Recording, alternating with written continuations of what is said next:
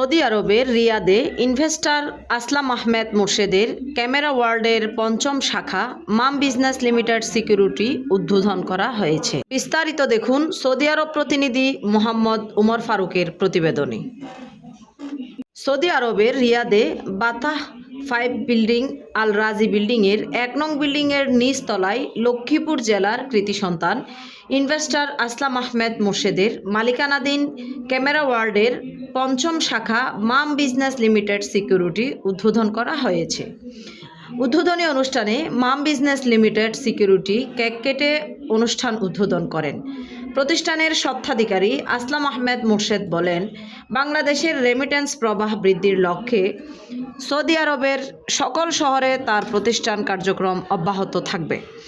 অনুষ্ঠানে উপস্থিত ছিলেন দাওয়া টেকনোলজির কান্ট্রি ম্যানেজার মিস্টার ওয়েন মা, স্টেলের কান্ট্রি ম্যানেজার জুনিয়র স্টেল, দাওয়া টেকনোলজির পরিচালক mister Danesh, channel director Alisha.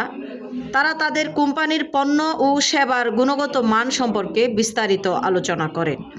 সাথে উপস্থিত ছিলেন ডাক্তার সোহান, সাংবাদিক ফারুক আহমেদ চান, জিয়াউদ্দিন, তাজুল ইসলাম গাজী, আবদুল্লাহ আল মামুন, মামুনুর রশিদ, মোহাম্মদ উমর ফারুক, গোলাম রসুল রাসেল সহ কমিউনিটির বিশিষ্ট ব্যক্তিবর্গ।